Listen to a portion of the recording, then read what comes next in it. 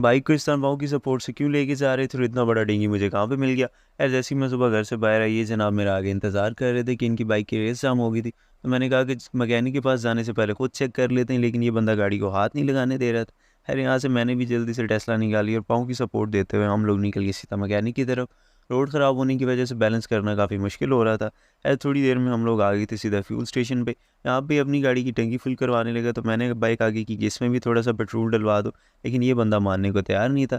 Finally 3.5 kilometre का सफ़र करके हम लोग आ गए थे सीधा मैकेनिक के पास। इन्हीं से हम लोग अपनी टेस्ला भी ठीक करवाते हैं।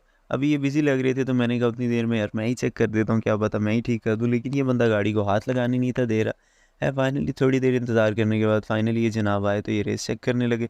अभी ये रेस की तार जाम थी, तो ये जल्दी से उसे खोल के रिपेयर करने लगे।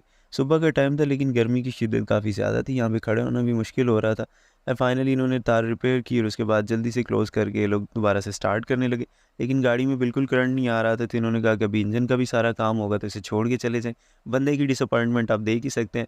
खैर यहाँ से जल्दी से हम लोगों ने टेस्ला फुल स्पीड में भगाई और हम लोग निकल गए गाँव की तरफ। यहाँ पे जल्दी से इन्हें ड्रॉप किया और रेडी होकर मैं सीधा निकल गया था मरे कॉलेज के लिए।